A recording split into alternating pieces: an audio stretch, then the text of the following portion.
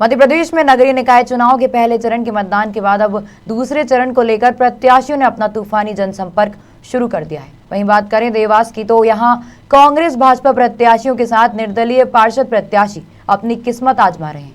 ऐसे ही एक सर्व समाज पार्टी के प्रत्याशी दिलीप चौहान हैं, जो अकेले साइकिल पर सवार होकर मतदाताओं से जीत का आशीर्वाद ले रहे हैं। देवास में 13 जुलाई को नगरीय निकाय चुनाव के लिए मतदान होने हैं। 45 वार्डों में कांग्रेस भाजपा सहित अन्य दलों के पार्षद पद के उम्मीदवार मैदान में हैं। आज हम बात कर रहे हैं वार्ड क्रमांक 40 के पार्षद पद के उम्मीदवार दिलीप चौहान की, जो सर्व समाज पार्टी से चुनावी मैदान में है। दिलीप चौहान विकलांग है, जो अपनी साइकिल से अकेले चुनाव का प्रचार कर रहे हैं।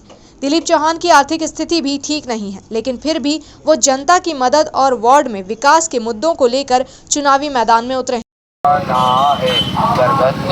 है हमारा 3 नंबर का बटन दबाना, सर्व समाज पार्टी को विजय। देवास शहर पूरी तरीके से चुनावी रंग में रंग चुका है।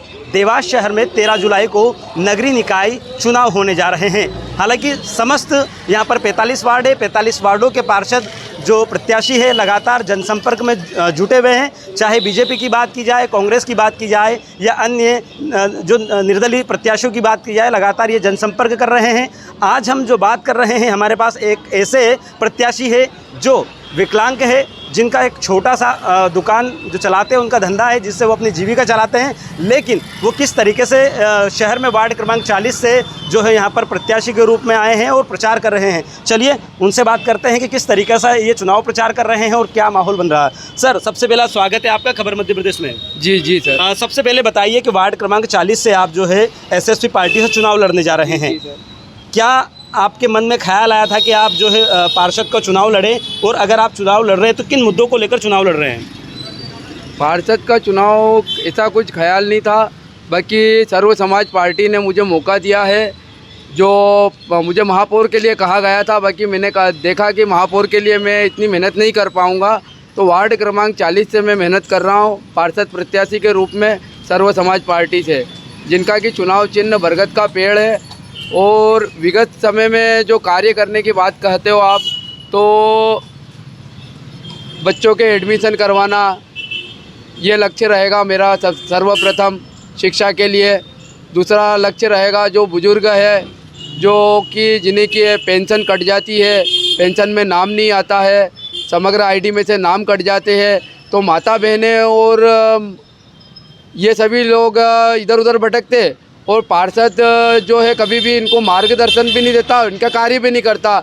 हर वर्ष जाते हैं, 4 रोज़ पैर पड़ते हैं और 15 रोज़ का कार्यालय खोल के नेगुल हो जाते हैं। अभी आप विकास की बात कर रहे हैं। जी। सबसे बड़ी बात तो भी आपके सामने फाइट ये हो रही है कि कई जो कांग्रेस के या बीजेपी के अन्य निर्दलीय प्रत्याशी है, जिनके पास लाखों करोड़ रुपए हैं और लाखों करोड़ रुपए खर्च कर रहे हैं पार्षद के चुनाव में।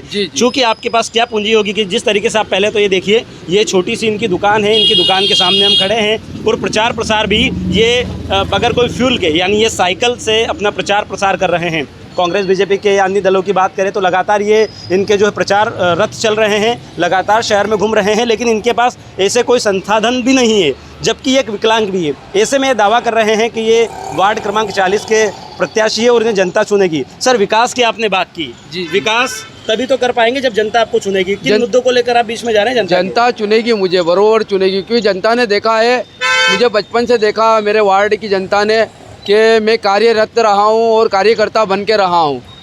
अच्छा, ये चुनाव का जो खर्चा है कैसे आप मेंटेन करेंगे, क्योंकि आप तो छोटी सी दुकान चलाते हैं?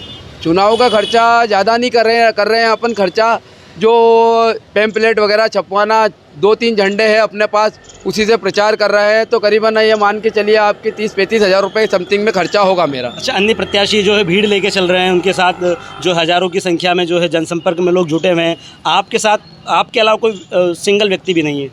नहीं, उसके लिए देखो, जनता भीड़ तो एकत्रित करने में कोई परेशानी नहीं है। आप अगर लालच दो, रुपया दो, और भी अन्य प्रकार की चीज़ें हैं, तो उसमें भीड़ एकत्रित हो सकती है, और वो मेरे पास में उपलब्ध नहीं है। तो मैं तो दिल में जगह बनाना चाहता हूँ जनता के। अभी आप अपनी जीत के प्रति कितने प्रतिशत आश्वस्त हैं कि जनता आपको चुनेगी? ये मान के चलिए आपके 80% जीत होगी मेरी। बहुत बहुत धन्यवाद। तो ये थे दिलीप चौहान जी, जो वार्ड क्रमांक 40 के जो एसएसपी पार्टी के प्रत्याशी है, जिनका स्पष्ट रूप से कहना है कि अगर जनता उनको चुनती है तो वो अपने वार्ड क्रमांक 40 में चहुमुखी विकास करेंगे। कैमरा पर्सन विजय के साथ राम माल्या, खबर मध्य प्रदेश। देवास से राम माल्या की रिपोर्ट।